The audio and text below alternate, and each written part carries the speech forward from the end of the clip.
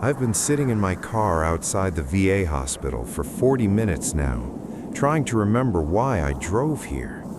The appointment card on my dashboard says Dr. Catherine Mills, 2 p.m., but the clock on the dash shows 3:47. I've missed it by almost 2 hours, and I can't remember leaving my apartment or getting in the car or driving the 15 miles to this parking lot. There's just this gap in my day where time should be, like someone cut out a chunk of my afternoon and left me here with no explanation. This has been happening more often lately. Lost hours, gaps in memory, moments where I'm suddenly somewhere else with no recollection of the journey.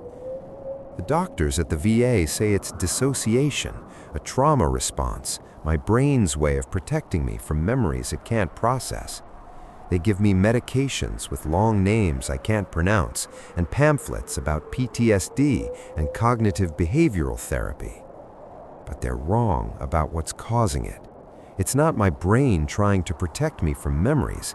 It's my brain trying to resist something else entirely, something that's been inside my head for 3 years, ever since the USS Tarawa returned to port with a crew that couldn't stop hearing signals that no equipment could detect.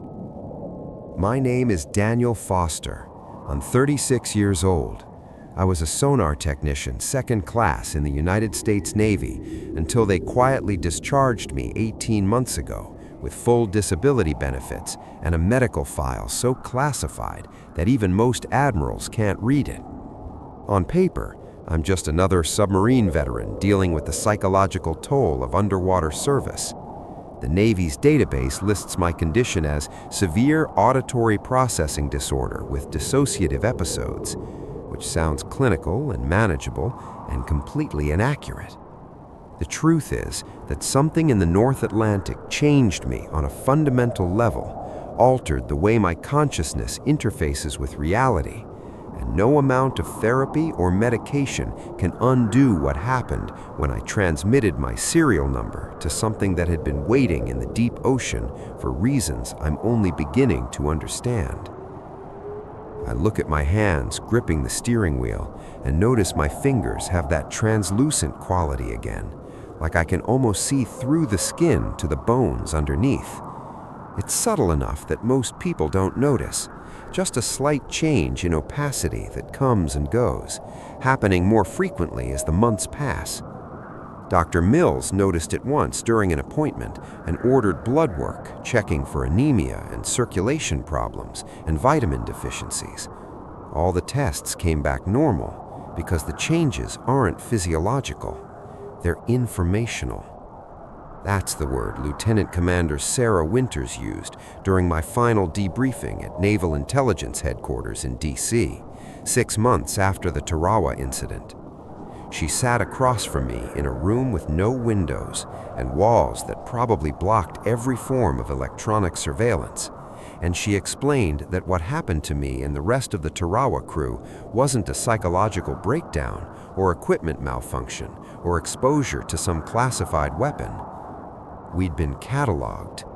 That was her exact word, cataloged, like we were books in a library or specimens in a collection or data points in some enormous database that existed beyond anything human technology could create or comprehend. The entity you made contact with doesn't just communicate, it collects. Every serial number transmitted to it becomes a connection point, a permanent link between that individual's consciousness and whatever network the entity maintains. You're no longer entirely contained within your own mind, Petty Officer Foster. Part of you exists elsewhere now, in structures we can't observe or measure or understand. She'd handed me discharge papers and a check and a thick stack of non-disclosure agreements that basically said if I ever talked about what really happened aboard the Tarawa, I'd spend the rest of my life in a military prison cell that officially didn't exist.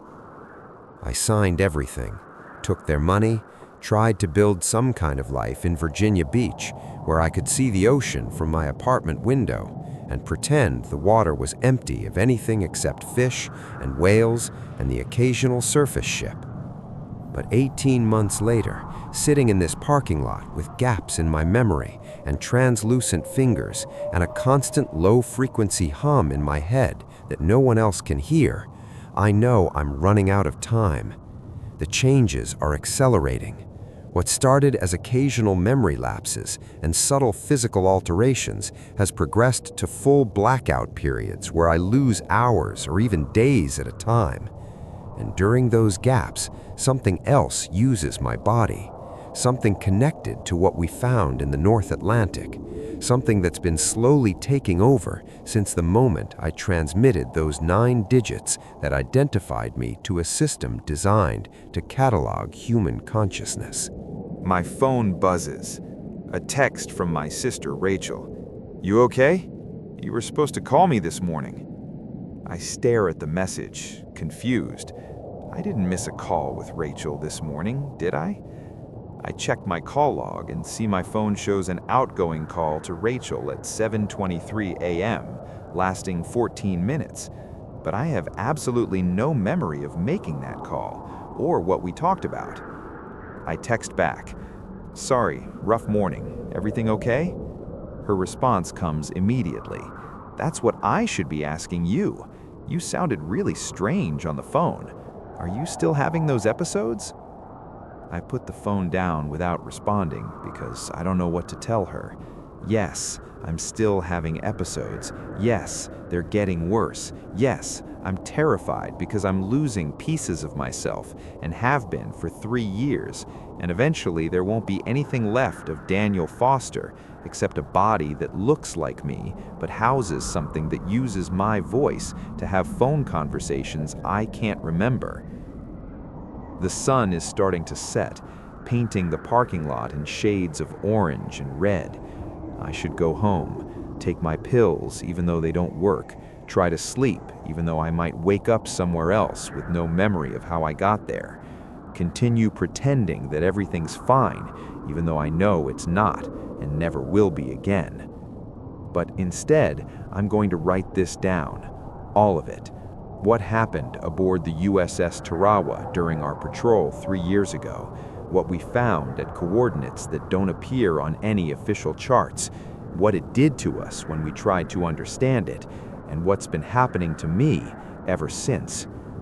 Because if you're reading this, you need to know. You need to understand what's waiting out there in the deep ocean, what it wants, what it does to people who make contact with it, and why you should never, ever transmit your serial number if you detect the signal that's been broadcasting from the Atlantic for longer than human civilization has existed, patiently requesting identification from anything capable of responding. This is what happened when we answered. Part 1. Normal Operations. The coffee tasted like rust and diesel fuel, but I drank it anyway because staying alert during a 6-hour sonar watch was more important than enjoying the taste.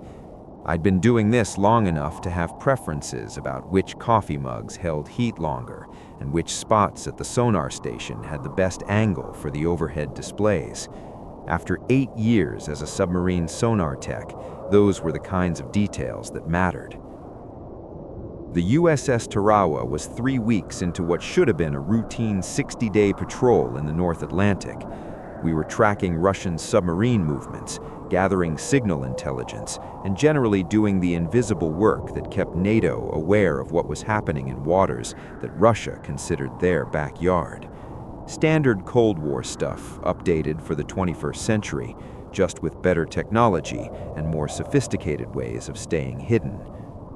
I joined the Tarawa 6 months earlier after finishing advanced training on the newest sonar systems the Navy had developed.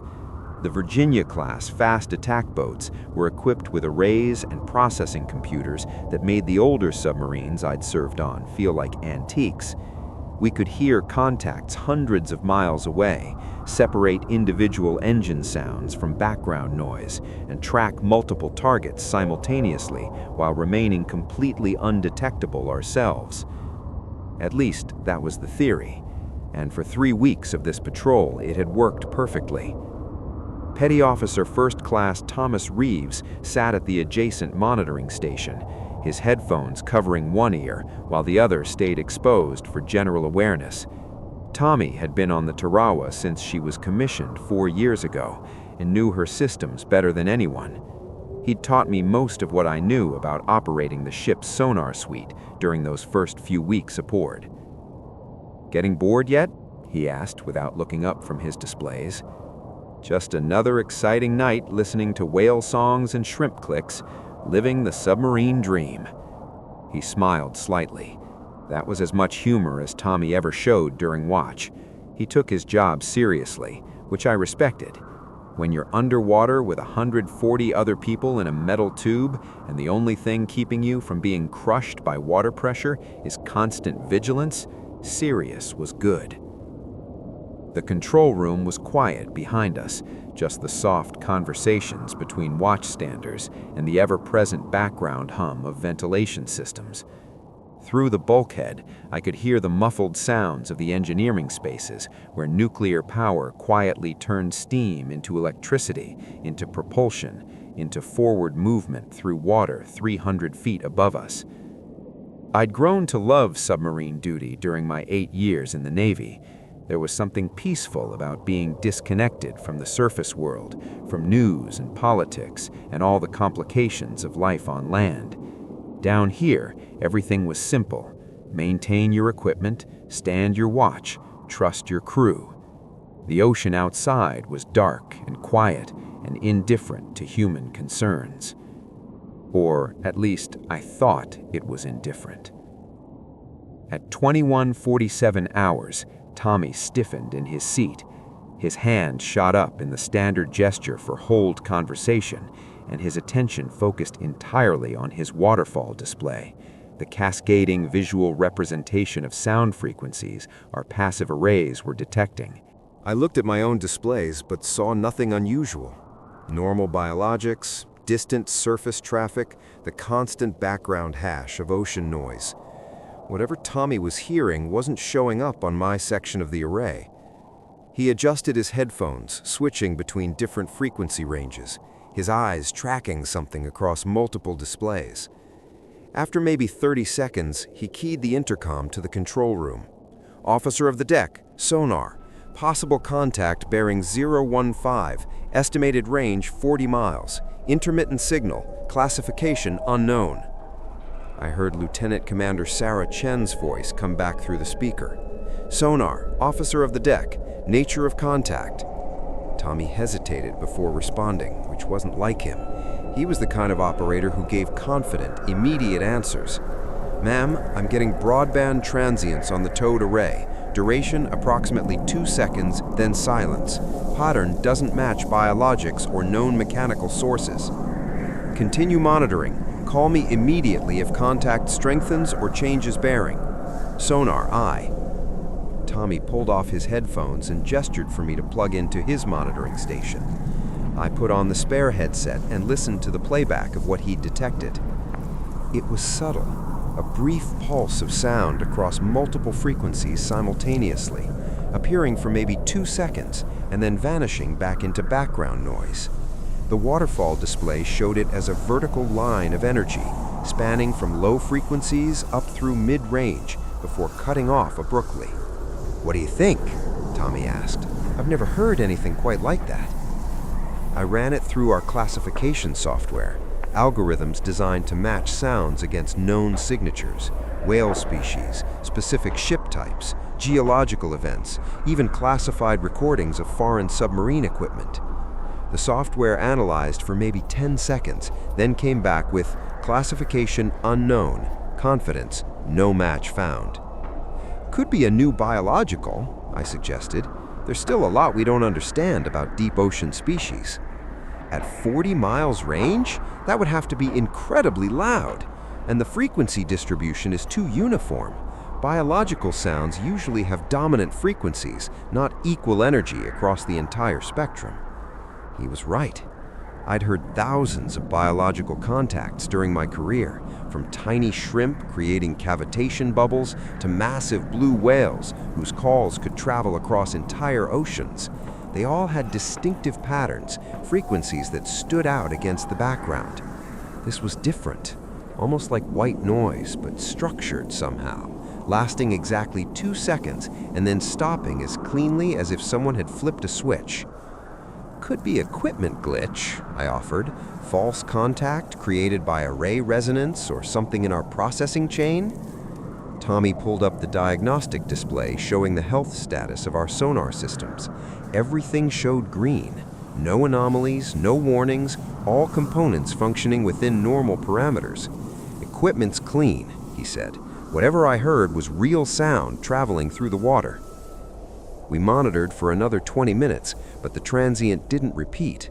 The ocean returned to its normal acoustic background. And eventually, Tommy removed his headphones and leaned back in his chair. "Weird," he said simply. That was the first detection. At the time, it seemed like just another ocean mystery, the kind of unexplained noise that submarine sonar techs encounter occasionally and log for future analysis. The ocean was full of sounds we couldn't immediately classify: geological activity, undiscovered species, even sounds that turned out to be man-made but from unusual sources. I noted it in my watch log, 2147, unidentified broadband transient, bearing 015, range estimated 40 nautical miles, duration 2 seconds, classification unknown, no follow-up detection. If I'd known what that signal really meant, I would have recommended we turn around right then and run for home at flank speed. But I didn't. None of us did. So we stayed on station, continuing our patrol, while something in the deep ocean prepared to make itself known in ways we had no framework to understand. The transients continued over the next 4 days, appearing randomly across our patrol area with no clear pattern. Sometimes we'd detect 3 in an hour, sometimes 12 hours would pass without any activity. They always had the same characteristics: broadband pulse, 2-second duration, clean cutoff. But they appeared at different bearings and ranges, as if the source was mobile or there were multiple sources scattered throughout the area. Tommy and I started keeping detailed logs beyond what was required by standard procedure. We documented each detection with precise timing, bearing, estimated range, frequency characteristics, and sea state conditions. After 47 separate transients, we'd accumulated enough data to start seeing patterns that the Navy's automated systems were missing. "Look at this," Tommy said during our mid-watch on day 4, pulling up a chart he'd been working on. He'd plotted every transient detection on a map of our patrol area, connecting them chronologically with lines. "See how they're distributed?" I studied the map. The detections seemed random at first glance, scattered across hundreds of square miles of ocean. But following Tommy's chronological connections, I could see something subtle. The transients were slowly converging toward our position. "Could be coincidence," I said, though I didn't believe it. "We're maneuvering throughout the area. Maybe it just looks like they're closing on us." Tommy shook his head. "I've factored our movements into the plot. Look," he overlaid our submarine's track onto the map. "We've changed course 6 times in the past 4 days, sometimes by as much as 90 degrees. The transients adjust their distribution every time, maintaining roughly the same average range, but shifting bearings to stay oriented around us." I felt something cold settle in my stomach. That would mean they're actively tracking our position. Yeah, it would. We stared at the map together, neither of us wanting to say aloud what the implications were. If something was detecting the Tarawa's position well enough to coordinate multiple acoustic sources around us, we were dealing with tracking capabilities that exceeded anything we'd trained to recognize or defeat. "We need to show this to Chief Halstead," I said. Chief Petty Officer Marcus Halstead was our Sonar Division leading chief and had 20 years of submarine experience. If anyone could make sense of this pattern, it would be him. Tommy nodded agreement and saved his analysis to a secure data chip. We finished our watch in silence, both of us occasionally checking the displays for new transients. They appeared twice more before our relief watch arrived at 0600. once at bearing 073, range estimated 35 miles, and again at bearing 192, range estimated 40 miles. Both detections fit perfectly into Tommy's distribution pattern, maintaining that slowly tightening circle around our position. After our watch, I headed to the berthing area, but found I couldn't sleep despite being exhausted. My mind kept circling back to that map, to the pattern Tommy had discovered, to the uncomfortable realization that we might not be the hunters in this scenario. The Tarawa was designed to be a ghost. We could operate for months at a time, completely undetected, tracking enemy submarines who had no idea we were there until we chose to reveal ourselves. Our reactor was quieter than ocean background noise. Our machinery was mounted on special rafts that isolated vibration. Every inch of our exterior hull was covered in anechoic tiles designed to absorb active sonar pings. We were supposed to be invisible. So how was something tracking us? I gave up on sleep after an hour of staring at the overhead and headed to the crew's mess for breakfast. The compartment was half full of sailors from various watch sections, eating and talking in the subdued tones that characterized submarine life. You learned to keep your voice down when you lived in a metal tube where every sound carried through bulkheads. I grabbed some powdered eggs and toast and sat alone at a corner table, trying to organize my thoughts. That's when Lieutenant Commander Chen appeared at my elbow. "Foster, you have a minute?" I stood quickly. "Yes, ma'am." "At ease. Sit. I'll join you." She grabbed a cup of coffee and slid into the opposite seat. Chen was the Tarawa's operations officer and one of the most competent submariners I'd served with. Smart, calm under pressure, with an intuitive understanding of underwater tactics that made her a favorite among the enlisted crew. Chief Halstead showed me the analysis you and Reeves compiled, the pattern of transient detections converging on our position. "Yes, ma'am. We thought it was worth documenting, even though you thought correctly. I've reviewed your data and I concur with your assessment. Something is tracking us." She took a sip of coffee, her expression giving nothing away. "What I need to know is whether you've discussed this with anyone outside your watch team." "No, ma'am. Just Tommy and Chief Halstead." "Good. Keep it that way for now. The captain has requested that information regarding these transients be restricted to senior watchstanders and sonar division personnel only. We don't want to create unnecessary concern among the crew until we better understand what we're dealing with." I nodded, though I felt a prickle of unease. Restricting information usually meant things were more serious than they appeared. "Ma'am, do we have any theories about what might be generating these signals?" Chen set down her coffee cup and looked at me for a long moment before responding. "Officially, we're treating them as an unidentified acoustic phenomenon requiring further investigation. Unofficially," she glanced around to make sure no one was in earshot, "Naval intelligence has received similar reports from 3 other submarines operating in the North Atlantic over the past 6 months. Different boats, different patrol areas, but the same characteristics: broadband transients, 2-second duration, patterns suggesting deliberate tracking of submarine positions." "What's intelligence's assessment?" "They don't have one, or if they do, it's above my clearance level." She picked up her coffee again. "What I can tell you is that we're the first submarine to detect these transients while carrying the Navy's newest pattern recognition and signal analysis equipment. Intelligence wants us to collect as much data as possible." "Are we continuing the patrol then, not breaking contact?" "Those are the captain's orders. We maintain station, continue our intelligence gathering mission, and document everything related to these transients." She stood to leave. "Foster, you're one of our best sonar techs. I'm relying on you and Reeves to stay sharp and catch anything unusual. Can you do that?" "Yes, ma'am." After she left, I sat alone with my breakfast, no longer hungry. The conversation had confirmed what I'd already suspected.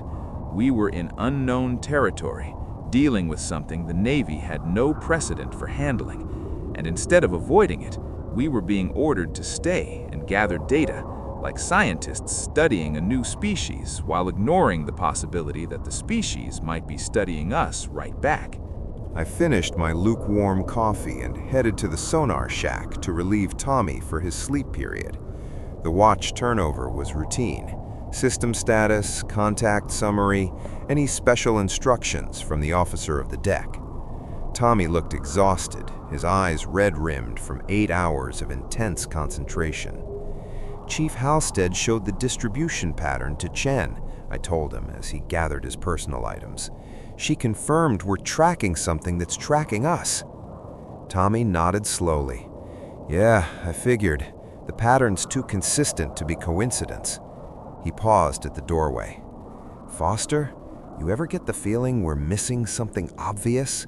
Like there's a piece of information right in front of us that would make all this make sense, but we're too close to see it? I knew exactly what he meant. Yeah, all the time now. Let me know if you figure it out. He left for his rack, leaving me alone with the displays and the ocean's constant background noise. The watch proceeded normally for the first 3 hours. I detected and classified 4 distinct biologics, a pod of pilot whales passing at range, several groups of shrimp creating cavitation noise, and what might have been a blue whale somewhere far to the north. Normal ocean sounds, comforting in their familiarity. At 11:34 hours, everything changed. The transient appeared on my waterfall display, same as the previous ones, broadband pulse, 2-second duration, bearing 247, range estimated 32 miles. I logged it routinely, adding it to our growing database. But this time, something was different. As I watched the waterfall display showing the signal's frequency distribution, I noticed structure within the broadband noise, very subtle patterns in how different frequencies related to each other, like harmonics or overtones in a musical note. I isolated just that 2-second signal and ran it through our advanced pattern recognition software, algorithms designed to detect structure in seemingly random noise. The software was so sophisticated it could find communication protocols in encrypted transmissions, pull meaningful signals out of static that looked completely random to human operators. The analysis took maybe 15 seconds. Then the result appeared on my screen. Structure detected. Probability 84%. Characteristics consistent with intentional modulation. My hands started to feel cold despite the comfortable temperature in the sonar shack. Intentional modulation meant someone or something was encoding information into these transients. They weren't random geological noise or biological sounds or equipment artifacts. They were deliberate transmissions carrying structured information. I ran the analysis again on the previous transients we'd recorded. Same result. Every single one contained the same underlying structure, variations too precise to be natural, too consistent across multiple detections to be coincidence. These weren't just sounds, they were signals, and they'd been broadcasting around us for 4 days while we tried to figure out what they were. I picked up the handset connecting me to the control room. Officer of the deck, Sonar. Request Chief Halstead and Sonar Supervisor to Sonar immediately. Lieutenant Commander Chen's voice came back. What's the situation, Foster? Ma'am, I've detected structure in the broadband transients. Pattern recognition software is flagging them as intentional communication. Brief pause. Stand by. 3 minutes later, the sonar shack was crowded with Chief Halstead, Tommy, pulled from his sleep period, Chen, and Commander James Harrison, the Tarawa's captain. They stood behind my station while I showed them the analysis results. Walk me through exactly what you found, Harrison said. He was in his late 40s, career submarine officer, with a reputation for staying calm in situations that would make other commanders panic. I explained the pattern recognition software's findings, showing how the frequency components within each transient weren't random, but instead related to each other in precise mathematical ways. Harmonics appeared at specific intervals. Phase relationships between different frequencies followed consistent patterns. The structure was subtle enough that casual analysis would miss it, but once you knew what to look for, it was unmistakable. "You're saying these are communication signals," Harrison summarized. "Sir, the software classifies them as structured information encoding. Whether that meets the definition of communication depends on whether there's an intelligent source deliberately creating these patterns. But the mathematical structure isn't natural.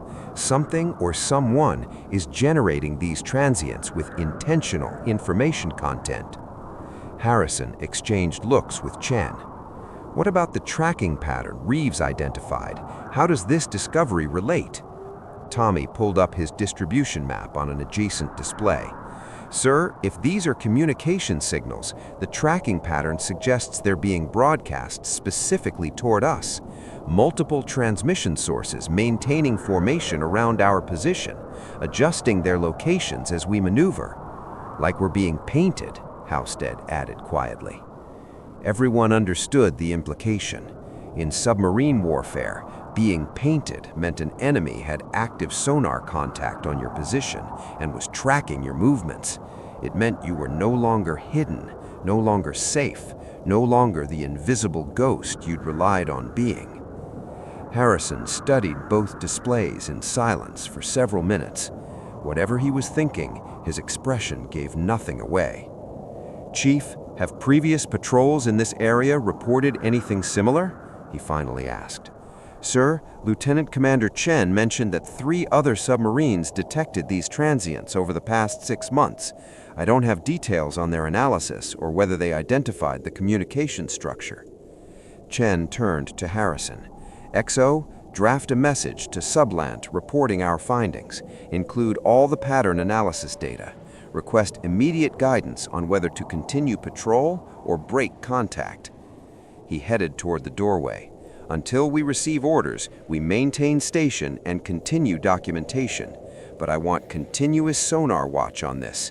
Any changes in the signal patterns, any new characteristics, I want to know immediately." After they left, Tommy and I sat in the sonar shack, staring at the displays. "Someone's talking to us," he said quietly, "or talking about us, broadcasting information about our position. The question is who and why?" We wouldn't have to wait long for an answer.